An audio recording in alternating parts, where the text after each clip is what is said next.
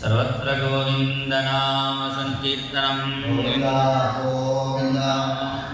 വ്യാസാചാര്യൻ ഭാഗവതം രചിക്കും മുമ്പ് ആദ്യമായി ഭഗവാനെ പ്രാർത്ഥിക്കുന്നു. ആദ്യത്തെ ശ്ലോകത്തിൽ നമ്മുടെ സനാതനധർമ്മത്തിൻ്റെ സമ്പ്രദായമാണ് ആദ്യം ദൈവത്തെ പ്രാർത്ഥിച്ചിട്ട് നമ്മൾ തുടങ്ങാറുള്ളൂ. ഏത് സത്കർമ്മം ചെയ്യും മുമ്പ് ഒരു ഗണപതി ഹോമം നിങ്ങളൊന്ന് ചെയ്തിട്ടേ തുടങ്ങുള്ളൂ. കഥാവിഘ്ന വിഘാതായ ഗണനാഥം പ്രപൂജയേ ഭാഗവത മഹാത്മ്യം തന്നെ പറയുന്നുണ്ട്. പക്ഷെ ചിലപ്പോൾ ചിലതിങ്ങനെ മാറിപ്പോവും. ഒരാൾ എന്ത് ചെയ്തു, 108 നാളികേരം ഉടച്ചിട്ട് ഗണപതി ഹോമം ചെയ്തു. ഒരാൾ ഗണപതി ഹോമം ഒന്നും ചെയ്തിട്ടേ ഇല്ല, 2 പേരും വീട് പണിയാൻ തുടങ്ങി. 108 നാളികേരം ഉടച്ചിട്ട് വീട് പണിഞ്ഞ ആളുടെ വീട് പകുതിയിൽ നിന്ന് പോയി. ഊണ് കട്ടാൻ സാധിച്ചിട്ടില്ല. ഇതോ കടമൊക്കെ വന്നു, ബുദ്ധിമുട്ടായി. പക്ഷേ ഗണപതി ഹോമം കഴിക്കാതെ വീട് മര്യാദയ്ക്ക് അത് വീട് പണിയും കഴിഞ്ഞു, സുഖമായിട്ട് താമസിക്കുന്നു. അപ്പോൾ സങ്കടമായി. ഗണപതി ഹോമം കഴിച്ച ആൾ ഗണപതിയോട് പറഞ്ഞു, എൻ്റെ 108 നാളികേരം തിന്നിട്ട് എൻ്റെ വീട് പകുതിയിൽ നിർത്തി വെച്ചല്ലോ, എൻ്റെ അടുത്ത വീട്ടുകാരൻ ഗണപതി ഹോമം കഴിച്ചിട്ടേ ഇല്ലേ, അവൻ്റെ വീട് സുഖമായിട്ട് കഴിഞ്ഞില്ലേ. അപ്പോഴാണ് ഇതിനെന്താ കാരണം. ഇപ്പോൾ മഹാത്മാക്കൾ പറയുന്നു, ഗണപതി ഹോമം കഴിക്കാത്ത ആളുടെ വീട് പണി പെട്ടെന്ന് കഴിയാൻ എന്താ കാരണം, അയാൾ ഈ ജന്മത്തിൽ കഴിച്ചില്ലെങ്കിലും കഴിഞ്ഞ ജന്മത്തിൽ പൂർവ്വജന്മത്തിൽ നിറച്ചും ഗണപതി ഹോമം ചെയ്തിട്ടുണ്ട്. അതിൻ്റെ ഗുണമാണ് ഇപ്പോൾ ഒന്നും ചെയ്തില്ലെങ്കിലും പെട്ടെന്ന് വീട് പണിയാൻ സാധിച്ചു. 108 നാളികേരം ഉടച്ച ആൾക്ക് എന്ത് കണ്ടു പകുതിയിൽ നിന്നുപോയി ചോദിച്ചാൽ ഇയാൾക്ക് 1008 വിഘ്നമാണ്. 1008 വിഘ്നം ഉള്ളവർ 108 നാളികേരം ഉടച്ചാൽ പോരാ, 1008 നാളികേരം ഉടച്ചാൽ ആ വിഘ്നം തീരുള്ളൂ. അതുകൊണ്ടാണ് പകുതി വിഘ്നം തിരുത്തി പകുതിയിൽ ഇരുത്തി വെച്ചു ഭഗവാൻ. ഇപ്പോൾ നമ്മൾ സാധാരണ രോഗം വരുമ്പോൾ സാധാരണ ഗുളിക കഴിച്ചാൽ മതി. പിന്നെ കൊറോണ പോലെ ഒരു തീവ്രമായ രോഗം വരുമ്പോൾ അതിന് പ്രത്യേക ഗുളികയൊക്കെ കഴിക്കേണ്ടി വരും. അതുപോലെയാണ് നമ്മൾ പ്രാർത്ഥന ചെയ്തത് കൊണ്ട് അത് നഷ്ടമായി പോയി, എൻ്റെ പ്രാർത്ഥന വെറുതെയായി, അങ്ങനെ വിചാരിക്കരുത്. നമ്മൾക്ക് എത്രയാണ് വിഘ്നം, എത്രയാണോ ദുരിതങ്ങളോ അതിന് അനുസരിച്ച പ്രാർത്ഥന കൂടി വേണം. നാമജപം അങ്ങനെയാണ്. കൂടുതൽ നാമം ജപിക്കുമ്പോൾ നമ്മുടെ പ്രാരബ്ധമൊക്കെ മാറിക്കിട്ടും. ഇപ്പോൾ നമ്മുടെ പ്രാരബ്ധം എത്രയാണോ അത്രയും അളവ് കൂടുതൽ നാമം ജപിക്കണം. അതുകൊണ്ടാണ് ഇവിടെ ആദ്യം ഈ ഭാഗവതം നിർവിഘ്നമായി സമർപ്പിക്കാൻ വേണ്ടി ആദ്യത്തെ ശ്ലോകത്തിൽ ഭഗവാനെ നമിക്കുന്നു. ജന്മാദ്യസ്യ യതോന്വയാദിതരതശ്ചാർച്ചേഷ്വവിജ്ഞസ്വരാട്. ഭഗവാനുള്ളതിൻ്റെ തെളിവ് എന്താ? ഭഗവാനെ നേരിട്ട് ആരെങ്കിലും കണ്ടിട്ടുണ്ടോ? ഇങ്ങനെ വിഗ്രഹരൂപത്തിലേ കാണുന്നേ ഉള്ളൂ. നേരിട്ട് സംസാരിച്ചിട്ടുണ്ടോ ആരെങ്കിലും? ഇല്ല. അപ്പോൾ എന്താ തെളിവ്? അതിന് പറയുന്നു, ശാസ്ത്രം പറയുന്നു, ജന്മാദ്യസ്യ യതഃ. കാണാത്ത വസ്തുവിനെ നമ്മൾ അനുമാനം ചെയ്തുകൊണ്ട് നമ്മൾ തീരുമാനിക്കാറുണ്ട്. അപ്പോൾ മലയുടെ മുകളിൽ പുക കണ്ടപ്പോൾ നമ്മൾ എന്താ മനസ്സിലാക്കുന്നു? അവിടെ തീ പിടിച്ചു, തീ ഉള്ളത് കൊണ്ടാണ് പുക വരുന്നു. ഇതാണ് അനുമാനം. അതുപോലെയാണ് ഈ ലോകം കൃത്യമായിട്ട് ഉണ്ടാക്കുന്നുണ്ടല്ലോ. കൃത്യം 6 മണിക്ക് സൂര്യൻ ഉദിച്ചു വരുന്നു. നമ്മളൊക്കെ ഇന്ന് സൺഡേ ഞായറാഴ്ച പറഞ്ഞ് നമ്മളൊക്കെ ചെയ്യും 8 മണിക്ക് എഴുന്നേൽക്കും. അതുപോലെ സൂര്യഭഗവാനും ഇന്ന് സൺഡേ അല്ലേ ഞായറാഴ്ചല്ലേ ഞാനപ്പോൾ 8 മണിക്ക് വന്നേക്കാം ഇന്ന് സൂര്യൻ പറയാറില്ല. കൃത്യം 6 മണിക്ക് ഉദിച്ചു വരുന്നു. അങ്ങനെ സൂര്യൻ ഉദിച്ചു വരാൻ എന്താ കാരണം? ഭീഷാസ്മാത്വാതപ്പവതേ. ആ ഭഗവാനെ കണ്ട് പേടിച്ചിട്ടാണ് സൂര്യൻ പോലും കൃത്യമായി ഉദിച്ച് വരുന്നു. സമുദ്രം തിരമാല അടിച്ച് വന്നുകൊണ്ടിരിക്കുന്നു. തിരമാല അടിച്ച് വരുന്ന സമുദ്രം കുറച്ച് കഴിയുമ്പോൾ തിരിച്ച് മടങ്ങി പോകുന്നു. ഈ തിരമാലകളൊക്കെ ഈ തിരമാല അടിച്ച് കയറി വന്നാൽ എന്താവും? പിന്നെ കേരളവും ഉണ്ടാവില്ല, ബാംബെയും ഉണ്ടാവില്ല. കുറച്ച് ദൂരം വന്നിട്ട് പിന്നെ മടങ്ങി പോകുന്നു. അതാ കാരണം ഭഗവാനെ കണ്ട് പേടിച്ചിട്ടാണ്. അതേപോലെ എപ്പോഴും കൊടുങ്കാറ്റ് വീശുന്നില്ലല്ലോ, ചിലപ്പോലെ കൊടുങ്കാറ്റ് വരുന്നുണ്ട്. ഇങ്ങനെ കാറ്റ്, ഈ പഞ്ചഭൂതങ്ങളും ആ ഭഗവാനെ കണ്ട് പേടിച്ചിട്ടാണ് മര്യാദയ്ക്ക് നടക്കുന്നു. അതുപോലെയാണ് നമ്മുടെ ശരീരവും ഈ ലോകവും വേണ്ട വിധത്തിൽ കൊണ്ടു നടക്കുന്ന ഒരാളുണ്ട്. ചില ആൾക്കാർക്ക് ഉറങ്ങുന്ന സമയത്ത് നടക്കുന്ന വ്യാധിയുണ്ട്. അത് കേട്ടിട്ടുണ്ടോ? ഉറങ്ങുമ്പോൾ തന്നെ നടക്കുന്ന വ്യാധി ചില ആൾക്കാർക്ക്. അവരെന്ത് ചെയ്യും? ഉറങ്ങുന്ന സമയത്ത് തന്നെ അവരറിയാതെ തന്നെ ചെരുപ്പണിഞ്ഞ് ഇങ്ങനെ നടക്കാൻ പോകും. രാത്രി നടന്ന് വീണ്ടും തിരിച്ച് വന്ന് സുഖമായിട്ട് ഉറങ്ങും. അപ്പോൾ അവർക്ക് ഒരു ആപത്തും ഉണ്ടാവില്ലേ, ഒരു ആക്സിഡൻറ്റോ എവിടെ തട്ടാറോ ഇല്ലേ. പക്ഷേ ഉറങ്ങിക്കൊണ്ടേ നടക്കുന്ന ആൾക്കാരുണ്ട്. അങ്ങനെ ഒരു വ്യാധിയുണ്ട്. ഇതെന്തോ എന്താ മനസ്സിലാക്കുന്നു? നമ്മൾ ഉണർന്നിരിക്കുമ്പോൾ ചിലപ്പോൾ നമുക്ക് ആക്സിഡൻ്റൊക്കെ പറ്റുന്നു. ഉറങ്ങുന്ന സമയത്ത് നടക്കുമ്പോൾ ഇയാൾ എങ്ങനെ ആക്സിഡൻ്റ് ഇല്ലാതെ വയ്യാതിക്ക് വന്ന് വീണ്ടും കിടക്കുമ്പോൾ ചോദിച്ചാൽ അതാണ് ഭഗവാനൊപ്പം ഉണ്ട്. അപ്പം നമ്മുടെ ഒപ്പം നമ്മളെ കാത്ത് രക്ഷിക്കുന്ന ഒരു ഭഗവാനുണ്ട്. ആ ഭഗവാനെ നമ്മൾ പ്രാർത്ഥിക്കണം എന്നാണ് ഇവിടെ പറയുന്നു ആദ്യത്തെ ശ്ലോകത്തിൽ. ഇനി രണ്ടാമത്തെ ശ്ലോകത്തിൽ ഭാഗവതത്തിൽ പറഞ്ഞ കാര്യം എന്താണെന്ന് ചോദിച്ചാൽ ധർമ്മ പ്രോച്ഛിത കേതവ, അത് വേണം ഇതിനും ആഗ്രഹിച്ച് വരാൻ പാടില്ല. സാധാരണ രീതിയിൽ അങ്ങനെയാണ്. പക്ഷേ ഭാഗവതം പറയുമ്പോൾ നമ്മളൊക്കെ പറയും ഇത് വഴിപാട് ചെയ്താൽ ഇതൊക്കെ കിട്ടും, ഇതൊക്കെ പറയാറുണ്ടല്ലോ. നമ്മൾ പറയാറുണ്ട്, സപ്താഹ വേദിയൊക്കെ എഴുതി വയ്ക്കാറുണ്ട്. ആഗ്യ സൂക്ത അർച്ചന, അങ്ങനെ ഓരോരോ അർച്ചനയൊക്കെ എഴുതി വയ്ക്കും. കൃഷ്ണാവതാര സമയം വന്ന് പ്രാർത്ഥിച്ചാൽ സന്താനഭാഗ്യം ഉണ്ടാവും. രുക്മിണി കല്യാണ സമയത്ത് മാല സമർപ്പിച്ചാൽ അതുപോലെ കല്യാണം ഉണ്ടാവും. ഇതൊക്കെ പറയാറുണ്ട്. പക്ഷേ ഇവിടെ ഭാഗവതത്തിൽ പറയുന്നത് എന്തിനാ? പ്രോച്ഛിത കേട്ട, ഒന്ന് ചോദിക്കാൻ പാടില്ല. പക്ഷേ ഇതൊക്കെ പറയാൻ എന്താ കാരണം? ഇത് വേദം പോലെയാണ്. വേദത്തിൽ ഓരോരോ കാര്യസാധ്യത്തിന് വേണ്ടി ഓരോരോ യജ്ഞം കർമ്മങ്ങൾ പറഞ്ഞിട്ടുണ്ട്. അത് ആദ്യത്തെ പടിയാണ്. അങ്ങനെ ആദ്യം ഭഗവാനോട് പ്രാർത്ഥിച്ച് വരുന്നവർ ആ കാര്യം കിട്ടിക്കഴിഞ്ഞാൽ പിന്നെ നന്ദി പറയാൻ വീണ്ടും ഭഗവാന്റെ അടുത്ത് വരും. ഒരു കുട്ടികളെ പ്രലോഭിപ്പിക്കുന്നത് പോലെയാണ്. ചില കുട്ടികൾ ഭക്ഷണം കഴിക്കാറില്ല. അപ്പോൾ അമ്മ എന്ത് പറയും? ഭക്ഷണം കഴിച്ചാൽ സിനിമയ്ക്ക് കൊണ്ടുപോകാം, ഭക്ഷണം കഴിച്ചാൽ മിഠായി തരാം. ഇതുപോലെയാണ് വേദങ്ങളൊക്കെ ഇങ്ങനെ പറയുന്നു. അങ്ങനെ വേദ്യം വാസ്തവമത്ര വസ്തു ശിവദം താപത്രയോന്മൂലനം. ഭാഗവതം കേൾക്കുമ്പോൾ തന്നെ നമ്മുടെ സകല താപങ്ങളും ഇല്ലാതെ തീരും. പിന്നെ ഭാഗവതം രചിച്ചത് സാക്ഷാത് ഭഗവാൻ തന്നെയാണ്. ശ്രീമദ് ഭാഗവതേ മഹാമുനികൃതേ. ഇത് കേട്ട് കഴിയുമ്പോൾ നമ്മുടെ ഹൃദയത്തിൽ ഭഗവാൻ സ്വയം പ്രകാശിക്കും എന്ന് പറഞ്ഞുകൊണ്ടാണ് രണ്ടാമത്തെ ശ്ലോകം സമർപ്പിക്കുന്നു. മൂന്നാമത്തെ ശ്ലോകത്തിൽ വേദത്തിൻ്റെ പഴമാണ് ഭാഗവതം. ഇത് വേദമാകുന്ന കൽപ്പകവൃക്ഷത്തിൽ വീര് കിട്ടിയ പഴമാണ്. നല്ല പഴം എങ്ങനെ മനസ്സിലാക്കും? കിളി കൊത്തിയ പഴം നല്ല പഴമാണ്. ശുഖമുഖാദമൃതദ്രവ സംഗീതം. ശുഖമുനിയനും കിളി കൊത്തിക്കൊടുത്ത പഴം. ശുഖൻ എന്ന പേരുള്ള ഒരു കിളി കൊത്തിയ പഴമാണ്. അതുകൊണ്ടാണ് ഈ ഭാഗവതത്തിന് കൂടുതൽ മഹിമ എന്ന് പറഞ്ഞുകൊണ്ട് ഭാഗവതം ആരംഭിക്കുന്നു. നൈമിഷാരണ്യം പേരുള്ള മഹാക്ഷേത്രം ഉത്തരഭാരതത്തിൽ ലക്നോ എന്ന സ്ഥലത്തിൻ്റെ അടുത്താണ്. ഋഷീശ്വരന്മാർക്ക് തപസ് ചെയ്യാൻ നല്ല സ്ഥലം വേണം. ബ്രഹ്മാവോട് പ്രാർത്ഥിച്ചപ്പോൾ ബ്രഹ്മാവ് ദർഭ കൊണ്ട് ഒരു ചക്രം ഉണ്ടാക്കി വിട്ടു. ഇത് വീഴുന്ന സ്ഥലമാണ് നല്ല സ്ഥലം. ആ ദർഭ കൊണ്ട് ഉണ്ടാക്കിയ ആ ചക്രം അവിടെ വീണു. ആ ചക്രം വീണത് കൊണ്ടാണ് നേമി പറഞ്ഞാൽ ചക്രം, നേമി വീണത് കൊണ്ടാണ് നൈമിഷാരണ്യം എന്ന് പേര് വരാൻ കാരണം. മാത്രമേ നിമിഷനാമ ഋഷിഭോജ്യ ഫലോപേത വൃക്ഷവിശേഷ അസ്മിൻ സഞ്ജീതി നൈമിഷം. നിമിഷം പേരുള്ള ഒരു പഴം അവിടെ കിട്ടും. അത് കഴിച്ചാൽ ഒരു മാസം വിശക്കില്ല. അപ്പോൾ തപസ് ചെയ്യാനുള്ളവർക്ക് അത് സൗകര്യമാണ്. ഈ വിശപ്പ് ഉള്ളത് കൊണ്ടാണ് നമുക്ക് ഇടയ്ക്കിടയ്ക്ക് ഇങ്ങനെ പോകേണ്ടി വരുന്നത്. ഇടയ്ക്കിടയ്ക്ക് നിർത്താൻ കാരണം സപ്താഹത്തിന് നമുക്ക് വിശപ്പുള്ളത് കൊണ്ടാണ് ഇടയ്ക്ക് നിർത്തേണ്ടി വരുന്നത്. വിശപ്പ് ഇല്ലെങ്കിൽ പിന്നെ ശുക്കാചാര്യനെ പരീക്ഷിച്ച് പോലെ നമുക്ക് 24 hours എൻ്റെ ഗുരുനാഥനങ്ങൾ പറഞ്ഞിട്ട് 24 മണിക്കൂർ നോൺ സ്റ്റോപ്പ് ഭാഗവതം. ഗുരുനാഥൻ്റെ പ്രഭാഷണം തുടങ്ങുന്ന സമയമേ ഉള്ളൂ. രാത്രി 8 മണിക്ക് തുടങ്ങും. 12-1 മണി ഈ ചാക്യാർകൂത്തിൻ്റെയൊക്കെ കലാപരിപാടികൾ നടക്കുന്നത് പോലെയാണ് അദ്ദേഹം 12-1 മണി വരെ പ്രഭാഷണം പറയും. അത്ര പറഞ്ഞിട്ടും നിർത്താൻ പറ്റില്ല.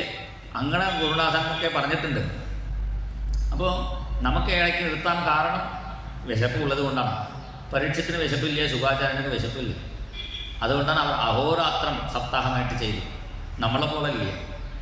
അതുകൊണ്ട് സാധാരണ സപ്താഹം നടത്തുമ്പോൾ അത് രാജസം എന്നാണ് പറയുന്നത്. അതുകൊണ്ട് സപ്താഹം വേണ്ടാന്ന് വിചാരിച്ചിട്ട് ഈ കൊല്ലം അമ്മ പറഞ്ഞു രാജസമായിട്ട് വേണ്ട 2 കൊല്ലം നീട്ടിക്കോട്ടെ, നവാഹമായിക്കോട്ടെ അമ്മ പറഞ്ഞു. പിന്നെ ഇന്നലെ വേറൊരു ദിക്കിൽ പറളി എന്ന ഗ്രാമത്തിൽ ഇവിടെ കഴിഞ്ഞ പ്രാവശ്യം ഞാൻ വന്നപ്പോൾ എൻ്റെ ഒപ്പം വന്ന ഒരു ആചാര്യൻ, അദ്ദേഹത്തിൻ്റെ ഇല്ലത്ത് വെച്ചാണ് ദ്വാദശാഹം 12 ദിവസം കൊണ്ട് നടത്തുന്നത് എന്നൊക്കെ പറഞ്ഞിട്ടുണ്ട്. 12 ദിവസം കൊണ്ട് നടത്താം, 15 ദിവസം കൊണ്ട് നടത്താം, 1 മാസം കൊണ്ട് നടത്താം, അവരുടെ കഴിവനുസരിച്ച് ചെയ്യാം. അങ്ങനെ പണ്ടൊക്കെ തമിഴ്നാട്ടിലൊക്കെ എങ്ങനെ ചെയ്യും രാമായണ പ്രഭാഷണം എങ്ങനെ ചെയ്യും ചോദിച്ചാൽ അവർ ഒരു തേങ്ങ ഭഗവാന്റെ മുന്നിൽ വെച്ചിട്ട് നമസ്കരിച്ചിട്ട് തുടങ്ങും രാമായണ പ്രഭാഷണം. പിന്നെ ആ തേങ്ങ കുഴിച്ച് വയ്ക്കും. കുഴിച്ച് വെച്ചാൽ പിന്നെ ആ തേങ്ങയിൽ നിന്നും തെങ്ങുമരം ഉണ്ടായി പിന്നെ അതിൽ ഉണ്ടാകുന്ന തേങ്ങ എടുത്ത് ഉടച്ചിട്ടാണ് പട്ടാഭിഷേകം. ഇന്നത്തെ പോലെ വേഗം പറയുന്ന തെങ്ങുമരമില്ലേ, പണ്ടത്തെ കാലം പറഞ്ഞ അത് പതുക്കെ ഉള്ളൂ. അത്ര വിസ്തരിച്ചിട്ടാണ് പണ്ട് പറഞ്ഞുകൊണ്ടിരുന്നു. അങ്ങനെ ഇടയ്ക്ക് നിർത്താത്ത തപസ് ചെയ്യാനുള്ള പ്രത്യേക ഫലം അവിടെ കിട്ടുന്നുണ്ട്. അതുമാത്രം നിമിഷൻ പേരുള്ള ഋഷി തപസ് ചെയ്ത സ്ഥലമാണ്. നിമിഷനാമ ഋഷിന അത്ര തപസ്കൃത. ഋഷി തപസ് ചെയ്ത് നിമിഷ പേരുള്ള ഋഷി തപസ് ചെയ്തുകൊണ്ടാണ് നൈമിഷം എന്ന് പേര് വരാൻ കാരണം. പിന്നെ നൈമിഷം എന്ന് പറയാറുണ്ട്. അത് കാരണം വരാഹരൂപത്തിൽ ഭഗവാൻ ഒരു ആസുരനെ അവിടെ വധിച്ചു. 1 നിമിഷത്തിൽ ഈ ആളെ ഞാൻ വധിക്കും പറഞ്ഞ് കൊണ്ട് വധിച്ചത് കൊണ്ടാണ് നൈമിഷം എന്ന് പേര് വരാൻ കാരണം. ശരിക്കും നൈമിഷാരണ്യം പറയുന്നത് എവിടെയാണ്? ഭാഗവതം നടക്കുന്ന സ്ഥലമാണ് നൈമിഷാരണ്യം. കാരണം ഇവിടെ സ്കാന്ദപുരാണത്തിൽ പറയുന്നു ഏതൻ മനോമയം ചക്രം, മനസാകുന്ന ചക്രം.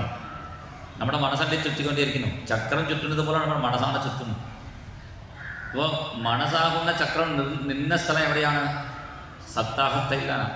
സപ്താഹവേദിയിലാണ് മനസ്സ് കുറച്ചെങ്കിലും നിൽക്കും. ഇടയ്ക്കെങ്കിലും ചിലപ്പോൾ നമ്മൾ പോകും. എന്നാൽ മിക്കവാറും നമ്മുടെ മനസ്സ് ഇവിടെ തന്നെ നിൽക്കുള്ളൂ. അപ്പോൾ നൈമിഷാരണ്യത്തിൽ സപ്താഹം നടക്കുന്നു പറയുന്നതിനേക്കാൾ സപ്താഹം ഭാഗവതം നടക്കുന്ന സ്ഥലമാണ് നൈമിഷാരണ്യം. അവിടെ വെച്ച് ഋഷീശ്വരന്മാർക്ക് യാഗം ചെയ്യുന്നു. സത്രം സ്വർഗായ ലോകായ. സത്രയാഗം പറഞ്ഞാൽ സാധാരണ യാഗത്തിൽ യജമാനർക്ക് മാത്രമേ ഫലം കിട്ടുള്ളൂ. ഹോമിക്കുന്നവർക്ക് യജമാനൻ ദക്ഷിണ കൊടുക്കും, അത് തന്നെയാണ് ഫലം. ഇവിടെ അങ്ങനെയില്ല. കർത്താരോ ബഹവോ യത്ര യജ്യന്തേ ബഹവസ്തദാ ബഹുഭ്യോ ദീയത്തെ യത്ര തത് സത്രമഭിധീയത്തെ. സത്രയാഗത്തിൽ എല്ലാവരും യജമാനന്മാരാണ്. കേരളത്തിലെ ഇടയ്ക്കിടയ്ക്ക് സത്രം നമ്മൾ കേൾക്കാറുണ്ട്. സത്രമജാനർത്ഥം അവിടെ 50-60 ആചാര്യന്മാർ വരും. ഒരു ആചാര്യൻ പ്രഭാഷണം ചെയ്യും, വേറെ ആചാര്യൻ കേട്ടിരിക്കും. പിന്നെ കേട്ടിരിക്കുന്ന ആചാര്യൻ പ്രഭാഷണം ചെയ്യും, പറഞ്ഞ ആരും ശ്രോതാവായി വരും. അങ്ങനെ എല്ലാവരും യജമാനന്മാരായിട്ട് എല്ലാവർക്കും തുല്യഫലം. എല്ലാവരും പ്രഭാഷണം ചെയ്യും. ബഹുഭ്യോ നിറച്ച ആൾക്കാർക്ക് ദക്ഷിണയും ഭക്ഷണം കൊടുക്കുന്ന സ്ഥലമാണ് സത്രം. നിറച്ച ആൾക്കാർക്ക് ഭക്ഷണം കൊടുക്കുന്ന ബഹുഭ്യോ ദീയതേ എത്ര. മിക്കവാറും സത്രത്തിലൊക്കെ അങ്ങനെ കാണാം. ഒരു 1000 ആളുകൾ അവിടെ പ്രഭാഷണം കേട്ടിരുന്നാൽ ഒരു 1000 ആളുകൾ ഭക്ഷണം കഴിച്ചുകൊണ്ടിരിക്കും. പിന്നെ അവർ ഇങ്ങോട്ട് വരും, അവർ പോകും. അങ്ങനെയാണ്. അതുകൊണ്ടാണ് സത്രം. സത്രം പറഞ്ഞാൽ സതഹ ത്രായതേതി, സജ്ജനങ്ങളെ രക്ഷിക്കുന്ന സ്ഥലമാണ് സത്രം. അങ്ങനെ ശൗനകാദി മഹർഷീശ്വരന്മാർ അവിടെ യാഗം ചെയ്യുന്നു. ഇദ്ദേഹത്തിന് കുലപതി എന്നാണ് പറയുന്നത്. കുലപതി പറഞ്ഞാൽ അർത്ഥം പല 1000കണക്കാണ് ശിഷ്യന്മാർ വച്ച് അവർക്ക് ഭക്ഷണം കൊടുത്ത് താമസിക്കുന്ന സ്ഥലം കൊടുത്ത് ആരാണ് രക്ഷിക്കുന്നു അയാളാണ് കുലപതി എന്ന് പറയുന്നത്. അങ്ങനെയുള്ള ശൗനക മഹർഷി ഇവിടെ യാഗം ചെയ്യുന്നു. യാഗം പകലിൽ ചെയ്യും, പിന്നെ സന്ധ്യാകാലത്തെ ചെയ്യുള്ളൂ. ഈ ഉച്ച സമയത്ത് 1 മണി മുതൽ 5 മണി വരെ ഇടയിൽ റെസ്റ്റാണ്. പക്ഷേ റെസ്റ്റായിട്ട് ഉറങ്ങാൻ പാടില്ല യാഗം ചെയ്യുന്നവർ. അപ്പോൾ ഉറങ്ങാതിരിക്കാൻ വേണ്ടിയാണ് അവർ ഭഗവാന്റെ കഥകൾ കേട്ടിരുന്നത്. അവിടെ കഥ പറയാൻ ഒരു മഹാത്മാവുണ്ടായിരുന്നു. റോമഹർഷണൻ പേരുള്ള മഹാത്മാവാണ്. അദ്ദേഹം പ്രഭാഷണം ചെയ്യുന്ന സമയത്ത് എല്ലാവർക്കും രോമാഞ്ചം ഉണ്ടാവും. അങ്ങനെ അദ്ദേഹം രോമാഞ്ചകഞ്ചിതനായി പ്രഭാഷണം ചെയ്യുന്ന മഹാത്മാവായിരുന്നു. പിന്നെ അദ്ദേഹത്തിന് ഭഗവാൻ ബലരാമസ്വാമി അദ്ദേഹത്തിനെ വധിച്ചു, അദ്ദേഹത്തിന് മോക്ഷം കൊടുത്തു. വധിച്ചു പറയാൻ പറഞ്ഞാൽ അദ്ദേഹത്തിന് മുക്തി കിട്ടി. പിന്നെ കഥ പറയാൻ ആളില്ലാതെ വന്നപ്പോഴാണ് അദ്ദേഹത്തിൻ്റെ മകനെ ഏൽപ്പിച്ചു ബലരാമസ്വാമി. അദ്ദേഹത്തിൻ്റെ പേരാണ് സൂതൻ. സൂതൻ പറയുന്നത് അവരുടെ ജാതി പേരാണ്. പ്രഭാഷണം പുരാണം പറയുന്നവരുടെ പേരാണ് സൂതൻ എന്ന് പറയും.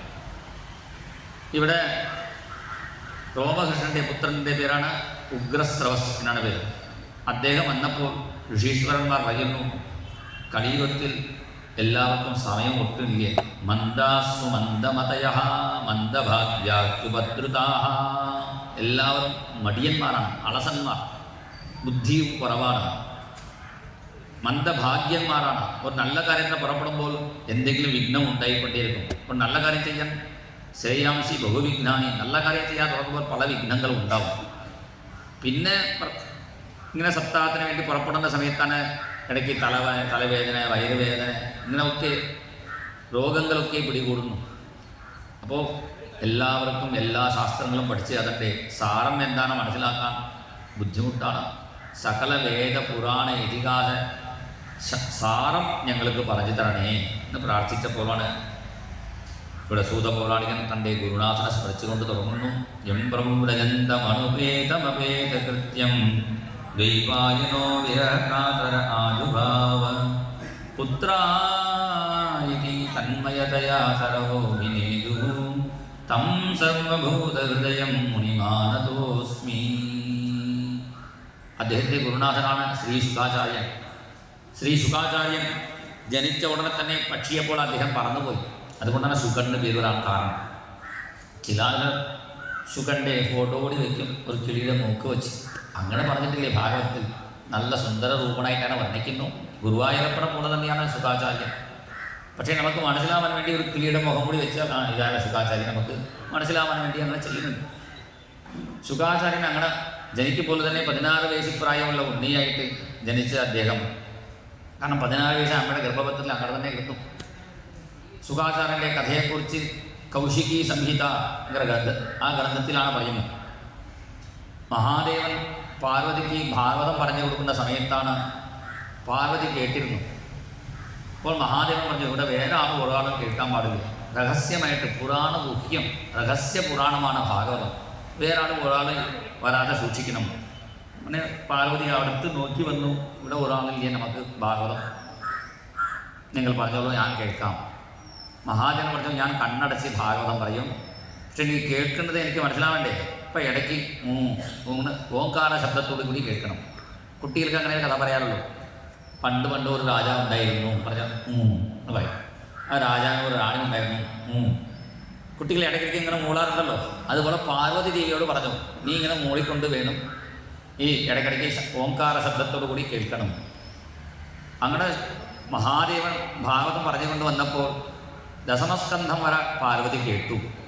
പക്ഷെ ദശമസ്കന്ധം കഴിഞ്ഞപ്പോൾ പാർവതി ഉറങ്ങിപ്പോയി. മിക്കവാറും സപ്താഹത്തിൽ ചില ആൾക്കാർ ഉറങ്ങിപ്പോയി. അങ്ങനെ പാർവതി ദേവി ഉറങ്ങിയപ്പോൾ അവിടെ അടുത്തൊരു കിളി ഉണ്ടായിരുന്നു. അത് അതേപോലെ ധ്വനി കൊടുത്തു. അപ്പോൾ മഹാദേവൻ ഭാഗവതം സമർപ്പിച്ച ശേഷം മുഴുവനും കേട്ടുപോ ചോദിച്ചപ്പോൾ പാർവതി സത്യം പറഞ്ഞു, ഞാൻ ദശമസ്കന്ധം വരെ കേട്ടിട്ടുള്ളൂ, പകുതി ഏകാദശം ദ്വാസം കേട്ടിട്ടില്ലേ. പിന്നെ മുഴുവൻ ശബ്ദം കേട്ടല്ലോ. അപ്പോഴാണ് അടുത്തൊരു കിളി ഇരിക്കുന്നത് കണ്ടു. ഈ കിളി എവിടെ വന്നു? ഞാൻ ഒരാൾ അടുത്തിരിക്കാൻ പാടില്ലേ പറഞ്ഞില്ലേ. അപ്പോഴാണ് പാർവതി ദേവി പറഞ്ഞു, ഞാനവിടെ നോക്കുമ്പോൾ അടുത്തൊരു കിളിയുടെ മുട്ടയെ കണ്ടിരുന്നു. പക്ഷേ ഉടഞ്ഞു പോയതാണ്. ഉടഞ്ഞു പോയ മുട്ടയായതുകൊണ്ട് അതിലൊന്നും ഉണ്ടാവില്ലേ വിചാരിച്ചു. പക്ഷേ ഭാഗവതം അമൃതമാണ്. ഭാഗവതത്തിൻ്റെ ഓരോരോ വാക്കുകളും അത് സാധാരണക്കാർ പറയുമ്പോൾ തന്നെ അമൃതം വെച്ചാൽ അമൃതമൃത്യുഞ്ജയനായ മൃത്യുഞ്ജയ ഭഗവാനായ മഹാദേവൻ ഭാഗവതം പറഞ്ഞപ്പോൾ ആ ഭാഗവതം കേട്ടപ്പോൾ ആ ഉടഞ്ഞു പോയ കിളി മുട്ടിയിൽ നിന്ന് കിളി ഉണ്ടായി. അതുണ്ടായി, അത് കേട്ടിരുന്നു. അപ്പോൾ മഹാദേവർക്ക് ഇത് രഹസ്യമായ പുരാണം, ഈ കിളി കേട്ടല്ലോ, ഇതിങ്ങനെ പുറത്ത് വിടരുത്, പിടിക്കുന്നു വിചാരിച്ച മഹാദേവൻ ആ കിളിയെ പിടിക്കാൻ വന്നപ്പോൾ കിളി പറന്നു പോയി. പുറകിൽ മഹാദേവൻ ഒരെണ്ണു അവസാനം ആ കിളി എന്തു വ്യാസന്റെ ആസനത്തിൽ വ്യാസൻ ആ കോട്ടുക ഇവിടുന്ന സ്ഥലത്തിൽ വ്യാസന്റെ കയ്യിൽ ചെന്നു. ഇത് താത്വികമായിട്ട് എന്താ അർത്ഥം? വ്യാസനിൽ ലയിച്ചു ആ കിളി. പിന്നെ വ്യാസന്റെ ഭാര്യ അരണിദേവിയുടെ ഗർഭപാത്രത്തിൽ 16 കൊല്ലം ആ ഉണ്ണി കടന്നു. അപ്പം വ്യാസൻ പറഞ്ഞു, ഒരു കൊല്ലം ഗർഭം ധരിക്കാൻ നീ ബുദ്ധിമുട്ടാവും, 16 കൊല്ലം കടന്നാൽ ബുദ്ധിമുട്ടാവും, അമ്മയ്ക്ക് പുറത്ത് വരണേ. അപ്പോൾ ശുകാചാര്യൻ പറഞ്ഞു, ഞാൻ പുറത്ത് വന്നാൽ എന്നെ മായ ബാധിക്കും, ഞാൻ വരില്ലേ. അപ്പോൾ വ്യാസാചാര്യൻ ഭഗവാന്മാരെ വിളിച്ചു. അപ്പോൾ ബ്രഹ്മ വിഷ്ണു ശിവൻ എല്ലാ ദേവന്മാരും വന്ന് ശപഥം അനുഗ്രഹിച്ചു, നിന്നെ മായ ബാധിക്കില്ല. അങ്ങനെ സത്യം വാങ്ങിയിട്ടാണ് ശുകാചാര്യൻ അമ്മയുടെ ഗർഭപാത്രത്തിന് പുറത്തു വന്നു. 16 കൊല്ലം ഗർഭപാത്രത്തിൽ കടന്നതുകൊണ്ടാണ് പ്രത്യക്ഷപ്പെടുമ്പോൾ തത്രായയോ ഷോഡശവാർഷികാസ്തദാ വ്യാസാത്മജോ ജ്ഞാനമഹബ്ധിതന്ത്രമാഹ പ്രേംണ പഠൻ ഭാഗവതം ശനൈശനി. പണ്ട് മഹാദേവൻ കേട്ട് ആ ഭാഗവതം പറഞ്ഞുകൊണ്ട് തന്നെ അദ്ദേഹം 16 വയസ്സായി പ്രത്യക്ഷപ്പെട്ടു, ഓടാൻ തുടങ്ങി. ഇങ്ങനെയുള്ള നല്ല മകനെ വിടാൻ ഇഷ്ടമില്ലാതെ വ്യാസൻ പുത്ര മകനേനെ വിളിച്ചുകൊണ്ട് വരുമ്പോൾ മറുപടി പറഞ്ഞിട്ടില്ലേ ശുകാചാര്യൻ. അപ്പോൾ ശുകാചാര്യനക്ക് പകരം അവിടെ ഇരിക്കുന്ന മരങ്ങളൊക്കെ എന്താണ് മറുപടി പറഞ്ഞത്? മരങ്ങൾ മറുപടി പറഞ്ഞു എന്ന് പറഞ്ഞാൽ അർത്ഥം സർവഭൂത ഹൃദയം. അച്ഛൻ വിളിച്ചാൽ മകൻ എന്താണ് ചോദിക്കണം, അത് ചോദിക്കാതെ പോയാൽ അതെന്താണ്, അത് തെറ്റാണ്. അപ്പം ചോദിച്ചാൽ ഇവിടെ വെറു പറയും. അപ്പോൾ ഇഷ്ടമില്ലാതെ ശുകാചാര്യൻ ഇത് മരത്തിൻ്റെ ഉള്ളിൽ ചെന്ന് വൃക്ഷരൂപേണ യോ ഉത്തരം ദത്തവാൻ ആണ് മഹാത്മാക്കൾ വ്യാഖ്യാനിക്കുന്നത്. കാരണം മരത്തിൻ്റെ രൂപത്തിൽ എന്താണ് മറുപടി പറഞ്ഞു ശുകാചാര്യൻ. പിന്നെ മരങ്ങൾ മറുപടി പറഞ്ഞാൽ അർത്ഥം ആ മരങ്ങളൊക്കെ പറഞ്ഞു വ്യാസനോടും, വ്യാസമഹർഷി ഞങ്ങളുടെ പുത്രന്മാരാണ് പഴം, മാവിൻ്റെ പഴമല്ലേ, മാവിൻ്റെ പഴം പുത്രന്മാരാണ്, ഞങ്ങളുടെ പുത്രന്മാരെ എല്ലാം പഠിച്ചു കൊണ്ടുപോകുന്നു, ഞങ്ങൾ ദുഃഖിക്കാറില്ലേ, അതുപോലെ നീയും ദുഃഖിക്കേണ്ട എന്ന് മരങ്ങളൊക്കെ പറഞ്ഞു. അങ്ങനെ ശുകാചാര്യൻ പുറപ്പെട്ടു പോയി. അദ്ദേഹം ഇങ്ങനെ പറന്ന് എവിടെ വരെ പോയി? ഭൂവ സുവർ മഹർ ജനസ്തപസ് സത്യലോകവും കടന്ന് പിന്നെ കൂരാകൂരിട്ടും കടന്ന് വൈകുണ്ഠം വരെ എത്തി. ഭഗവാന്റെ ഭാഗത്ത് എത്തിയപ്പോഴാണ് ഭഗവാൻ മഹാവിഷ്ണു പറഞ്ഞു, നീ ഇവിടെ വരേണ്ട ആവശ്യമില്ല, നീ കൊണ്ട് ചെയ്യൂ, നീ അങ്ങോട്ട് ചെല്ലൂ. എവിടേക്കാണ് ചെല്ലേണ്ടത്? ഭൂലോകത്തിൽ ചെന്ന് നീ പഠിച്ച ഭാഗവതം, മഹാദേവനിൽ നിന്ന് പഠിച്ച ഭാഗവതം എല്ലാവർക്കും ചൊല്ലിക്കൊടുക്കൂ പറഞ്ഞപ്പോഴാണ് നാമം ജപിച്ചുകൊണ്ട് തിരിച്ചു വന്നു ശുകാചാര്യൻ. ബോലോ നാരായണ ജയ് ജയ് വിഠല, ബോലോ നാരായണ ജയ് ജയ് വിഠല, ബോലോ നാരായണ ജയ് ജയ് വിഠല, ബോലോ നാരായണ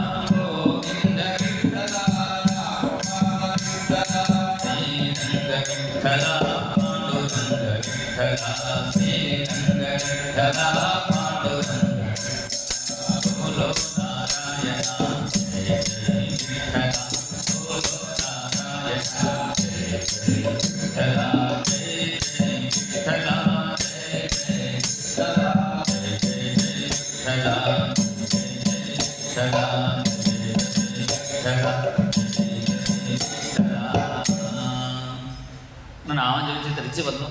ആ വൈകുണ്ഠം വരെ ചെന്ന് ആ ശുകാചാര്യനെ ഭഗവാൻ തിരിച്ചു വിട്ടതാണ് നമുക്ക് വേണ്ടി. ഭൂലോകത്തിൽ എല്ലാവർക്കും ഭാഗവതം പറഞ്ഞുകൊണ്ടപ്പോൾ അദ്ദേഹം തിരിച്ചു വന്നു. ഈ ഭാഗവതത്തിൽ കൂടുതൽ പ്രാധാന്യം ഭക്തിക്കാണ്.